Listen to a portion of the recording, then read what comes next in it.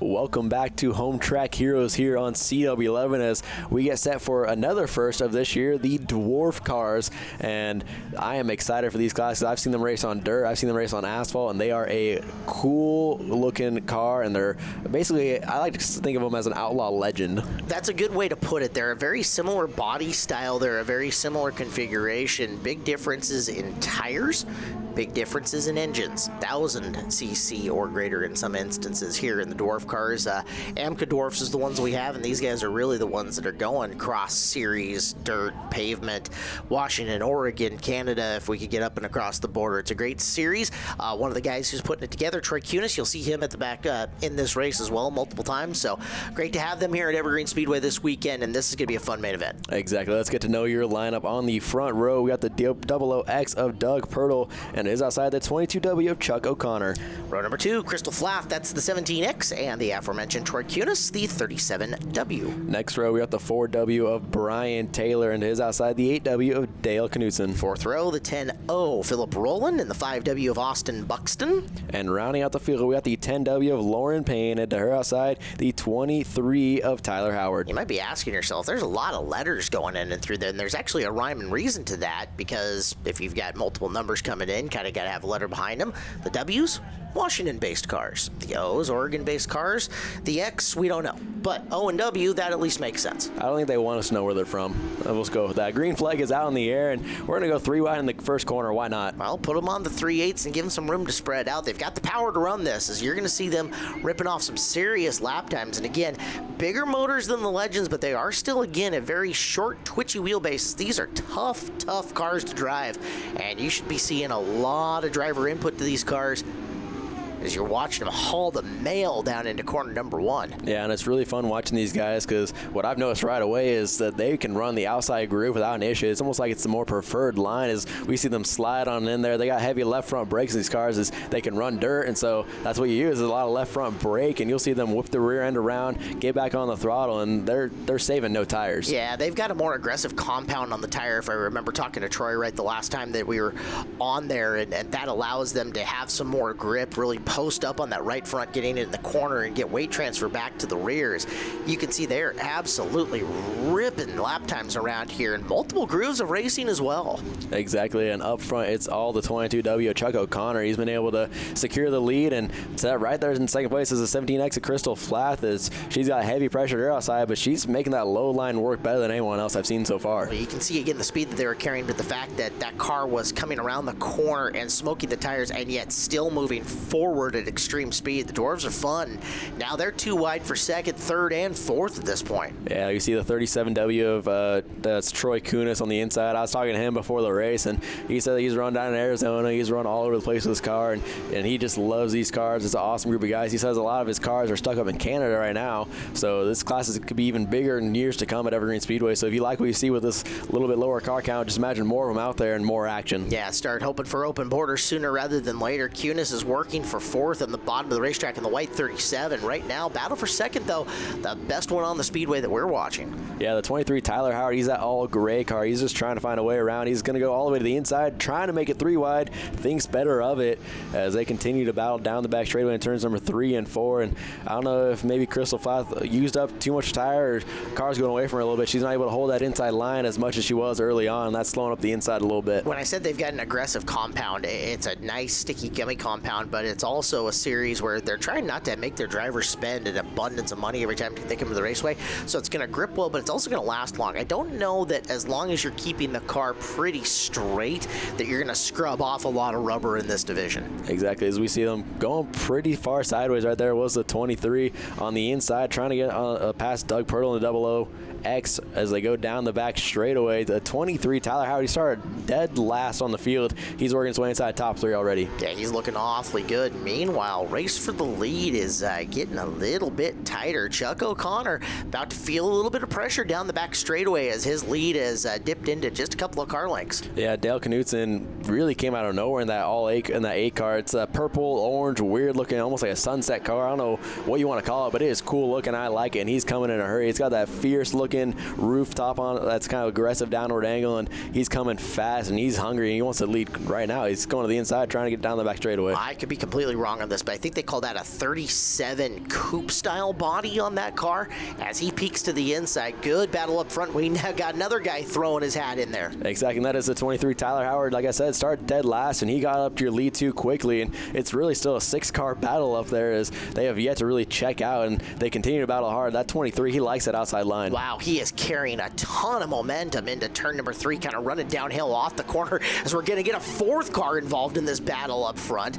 Down to the inside, we got a pass for the lead coming through 1 and 2. Yeah, the 8, Dale Knudsen, was able just to hold that inside line all the way through 1 and 2 and made it work. And the 23, Tyler Howard, he followed him around as the 22W following quickly. Chuck O'Connor, he got sandwiched. He got everything but moving forward. He's dropped back to 4th in just that 1 lap. So now we're watching Knudsen in the 8W. That is the very flashy, multi-painted car up in front. And then the gray 23 of Howard, they're 1 and 2 on this. We'll look a little bit further back in the field to a couple other the bright spots. Yeah, something wrong on the 17 car. If I remember seeing her go by that last time, I think her right side door came open, and looks like it did. So Crystal Faith getting a little bit extra airflow inside that cockpit with her door coming open. Yeah, aerodynamically not the best. Whoops. Race for the lead into 3. And these two really have checked out in that lap and a half we're away from them from 3rd, 4th, 5th, and 6th places. These are definitely the 2 class cars of the night as they both go sideways into turn number 1 through the corner, get the power down, and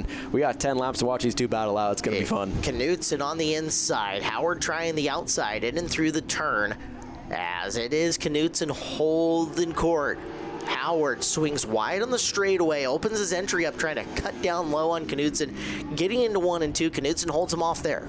I'm not sure if Howard is fast or if he's just able to carry more speed through the center as he's trying to get through, and he's able to hold the bottom line a little bit, but the 8 car just has enough power to keep the lead going as they go back down the front straightaway. Just 8 laps remain, as it's going to be fun watching these two as they continue to battle through turns 1 and 2. Well, it's a phrase that we've used often here on Home Track Heroes. Catching them is one thing, passing them is a whole other thing. You might have the faster car, but finding the line around the guy in front of you that you can hold your speed with, it's a whole nother question. And right now, even though Howard visually looks quicker, Knudsen's got the top spot, and he's making Howard really bust hard to try to get around him. Yeah, and lap traffic's not too far away. I definitely think they'll catch at least 1, if not 2 cars, as they still have 7 laps to go. You see a couple of the blue cars up there in front of them, so that could definitely play a factor. We've seen lap cars become a factor in many races before, as the 23, Howard, was just able to carry a ton of momentum through the center of 3 and 4, and was all over his back bumper down the front straightaway right there. And then had to alter his line going into 1 and 2 due to lap traffic, as Knudsen just glued to the bottom, and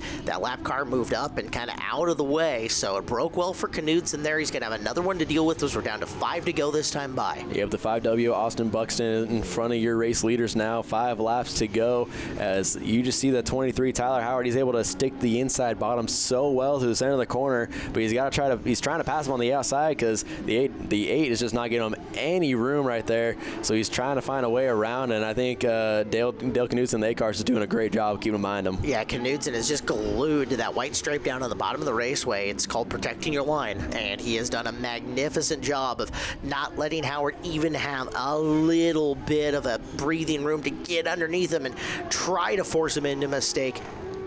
Knudsen with 3 to go here, and you can see him again, even if he comes off that line a little bit, he's doing it with enough speed to get back down to the line in the next corner before Howard can get a wheel on him. Yeah, I'm not sure what more Tyler Howard can do. He's been trying to run that inside line. He's like, oh, car up and around behind. That was the 5W of Austin Buxton. That might bring out the caution. Yep, the yellow flag is out. You saw the yellow lights flashing, so made contact with that inside wall. So I don't think that's at all what these two wanted to see, as they had a huge lead on the rest of the pack. So we're going to go back up. There he is, still stationary. Hit that inside wall pretty well. So yellow flag is out, and well, we made it 22 laps. Now we got 3 more to go to decide the winner. Really long green flag run there, and I'll tell you what, if you're Knudsen, that's the worst case scenario. You've got rhythm. Howard's never been able to pull alongside you, and now you're going to give him a chance to restart right there. You've just sat there. The tires have cooled. You've had time to think. You don't want that. You're in rhythm. Yeah. You're leading. You want to see a white flag, a checkered flag, and be done with her. Meanwhile, this segment brought to you by Bardall Manufacturing, located in Seattle. They're a world leader in automotive lubricants with oils, additives, and lubricants for your car, truck, boat, or motorized toy. Pick the brand racers around the world rely on. Bardall, celebrating over 82 years in business and operating in 90 countries, make Bardall your brand. And I'm not sure if this class came from dirt or what the situation is, but they do Delaware-style restarts. And on the Big 3/8 mile, that is definitely going to help out the 4W Brian Taylor. He's now on the inside of that second row as he's right back in this mix. And all it takes is one misshift or one little slip up from the 8W Dale Knutson to really shake up things. As we got a car stopped on the back straightaway. That's the 17 of Crystal Faith. So yellow flag going to come back out immediately as we get set. We're going to have to re-rack them as it looks like they might. Oh, trouble the 22W of Chuck O'Connor. You must have not seen the yellow lights come back on. Well, there's nothing quite like running into a parked car. Oops. As yellow flag on, let's take a look and see what happened again. Everybody else jumps on the binders, and yeah, no, Chuck didn't. Just kept all four wheels on the ground after at the end of it. They came up briefly, and thankfully it was not any worse. So we're going to ride on board with Troy Kunis as yellow lights were on. Everyone's starting to slow down, and then just gets a big bump from behind, and that's definitely not what you like to see when you're looking out the front. When you're looking out the front, and all of a sudden you're on the dirt. So there's a look from Troy's car is, yeah, there's nothing worse than sitting there as a parked car and you're sitting duck. You've got a mirror in this glass and oh no, thump. Oops. So we lost a car, or it looks like we lost two cars there in that instance. So still 3 laps to go. Your front three are still the same. We got the 8W Dale Knutson, who's led almost every lap this race, and the 4W Brian Taylor to the inside of row number 2, and the 23 Tyler Howard. He started last. He might have the fastest car. Let's see if he has anything for Dale Knutson finally on this restart. Well, I'll tell you what, getting to be outside in that groove and kind of make a run on Knutson on the outside might play to his advantage here. See how it works going into one. Made a little bit of a run, but Knutson's just been so solid all race long and hitting his marks. Howard's got his work cut out for him, but he's got 2 more circuits around to figure it out. Yeah, let's see if he can kind of run that little bit higher entry, then run down the hill and try to get a run on the 8W Dale Knutson. As there's still battle hard, 2 laps remain. It's going to take a major slip up, I think, from Dale in that A car for the 23 Tyler Howard to have a chance. Well, Howard's just a car length or 2 back. He continues to try to figure out the outside line. Although he's got the maneuverability that if Knutson slips too wide coming off a corner, he might be able to dart to the inside real quick. He's going to try the inside going into 1 and 2. The door gets slammed on him. Yep, on the final lap here, white flag was in the air that time by us. See if Tyler Howard has anything for the 8W Dale Knutson. As they go in the corner one last time, just overcooks it enough. Maybe a little bit of contact, not quite enough for Tyler Howard, as Dale Knutson's going to come home with the win. It looks like the 4W Brian Taylor was able to hang on for 4th. So a great race there for the Dwarf Cars and their first time here at Evergreen Speedway this year. As I really am excited to have them back next year, as that was a very, very exciting race. Okay, put even a few more cars out there on the raceway for them, and that's going to get even better. Kudos to the Dwarf Cars. You guys put on a great show. Look forward to having you back on Home Track Heroes in the future for sure. Exactly, as we're going to move on to another sort of open wheel class, the Vintage Modifieds, which are a personal favorite of mine. They put on great shows every time they come out here, and they're just the coolest looking cars. Like, let's be real, they're the coolest looking cars we have. The only thing vintage about them, though, is the bodies, as they are full modern miracles of technology underneath them. Lots of speed, lots of power. It's a great group of drivers, and looking forward here to their main event. Yeah, we got a stacked field, too. One of our bigger fields we've had in the year. As on the front row, we got the 15 of Ed Beck, sponsored by Drake Pizza and Sub. And to his outside, we got the 8 of Jason Quazzo. The second row, Brian Catrell, car number 10. Rick Villiard next to him in the 2, the Archer Construction sponsored entry. Row number 3 is made up of the 37 Mitch Wood, sponsored by First Day Electric, and to his outside, the 30 Benchmark Barrels, that's Jim Jones. In the 7, Mike Clother starts in position number 7, starting 8th, the 22 of Steve Wood, sponsored by First Day Electric. And 9th and 10th, that is the 47 of Ken Kaltschmidt. To his outside, and the Sticker Boys number 88, that's Robert Rux. 11th and 12th, the 6th rows, the 28 of Shane Strimple, sponsored by Aaron's Olympic 4x4, and George Chambers in car number 24. Then we got Vern Hudson in the Johnson Electric number 77 is outside the 23 of Cale Cheth, sponsored by First Day Electric. And rounding out the field, we got the mystery driver number 65. For those of you who remember the old Speed Racer cartoon, it's Driver X. That's who it is. Nobody knows him. He's just a mystery. Green flag out for Beck. Funny enough, Beck is driving a car. The chassis for that car is an old late model chassis that's been passed around a couple of times. My boss actually used to own that car for the blink of an eye. However, It's already going backwards. As Brian Catrell in the 10 car, I think this is his first time in this car. It's his first time at least at Evergreen Speedway with this car. As he made it work, he started at third, and he's already in the first after the first lap. Yeah, looking good too. Already stretching his advantage over the rest of the field as they try to run him down. Beck kind of strung out on the outside groove, and that's going to shuffle him out of the top three quickly. Was that the 47 of Ken Kalschmidt all the way up to fourth already? We've seen Kalschmidt come from the back. We've seen him win races here at Evergreen Speedway before. He is fast in that race car, and he is rapidly moving forward. And he is up to third, so already a huge run for Ken Kalschmidt from, I think, 9th to 3rd in 2 laps. That is incredible. He's working to the outside of, I think it could have been the 37 of Mitch Woods for 2nd place.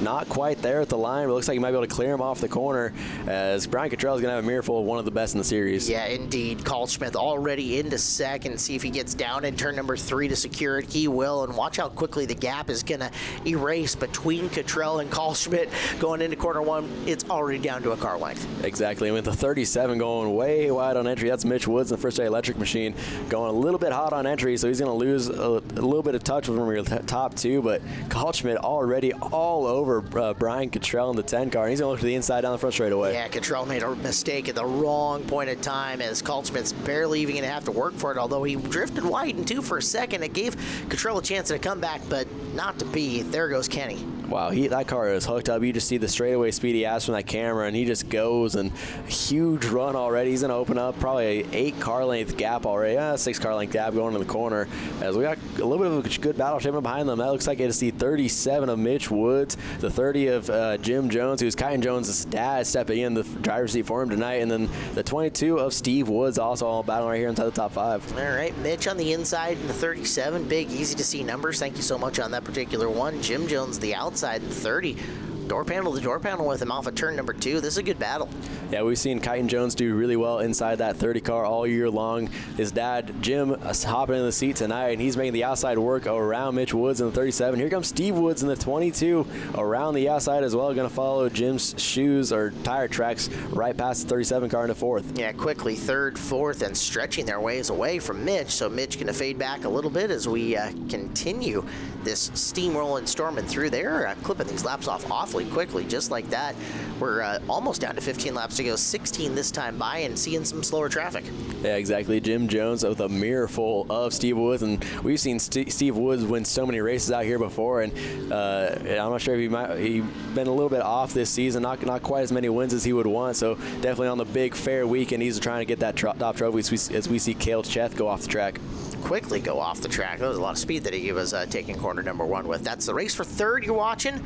Jim Jones, the car in front, holding the position for now. And we check back up front with your leader, Ken Kalschmidt. I think he got to the lead, and now he's just kind of on cruise control, not going to use up too much stuff, just try to race smart as he can see just how far back that yellow 2nd place car, Brian Catrell, is. When you look at it, he's not having to force that race car to stay glued to the bottom of the racetrack. He is just getting down in the corners, picking up the throttle at the perfect point through the turn to just drift the car up a little ways. He's not scrubbing speed, he's not hurting his tires, and he's still making great laps. Ken Kalschmidt is just on a roll. This is his to lose. As we got a huge battle now for 2nd place. Brian Catrell has a mirror full of both the 30 of Jim Jones and the 22 of Steve Woods. So this battle for 2nd is going to be fun to watch. We got 12 laps to go as they go down the back straightaway. The 10, the 30, and the 22 all battling hard. Up to the high side goes Jim Jones on Brian Catrell. Here comes Woods tucking in behind, seeing if he can snipe a spot in the process.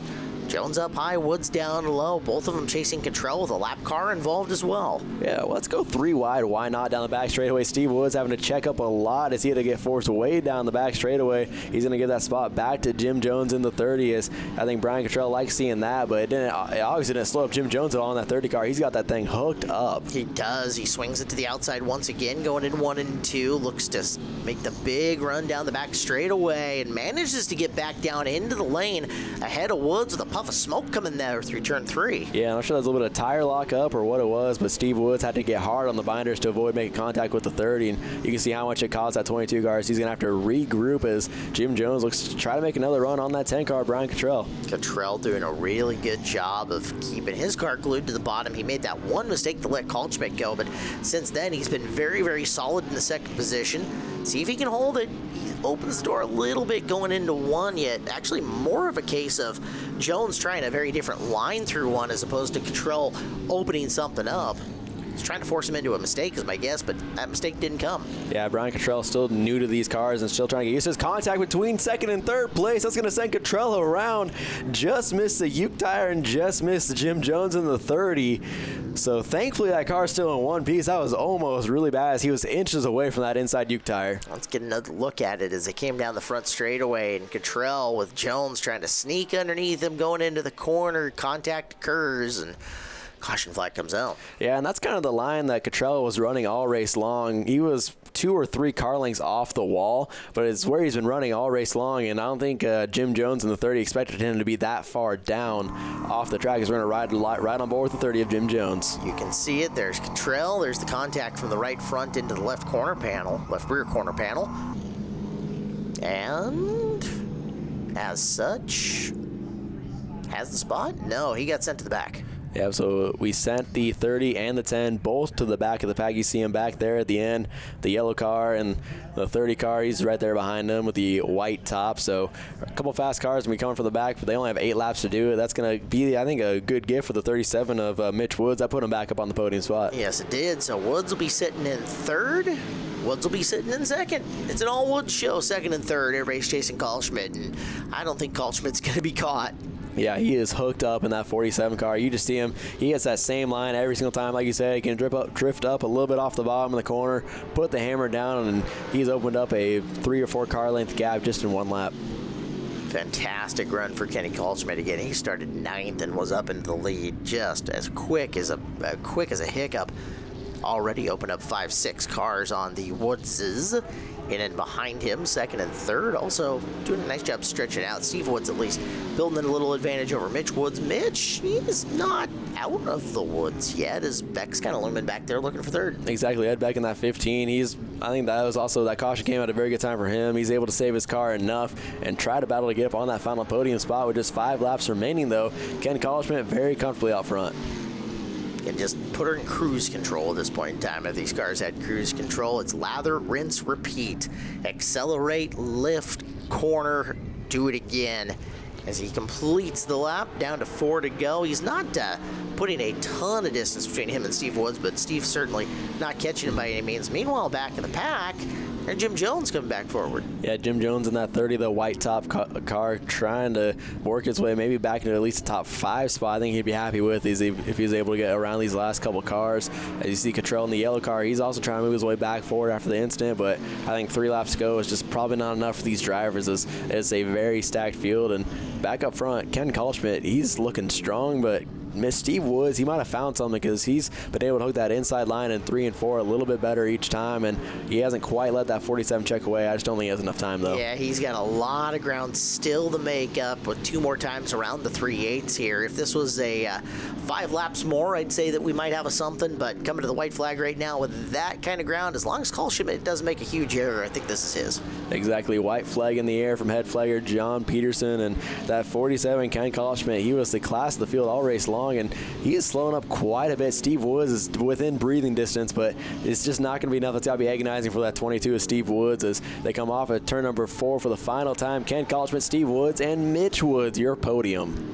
Wow, great race for the Vintage Modifieds. They're fun every time we get to see them here on Home Track Heroes. Another great race for them, and congratulations to Ken Kaltschmidt. We're back after this with more on Home Track Heroes.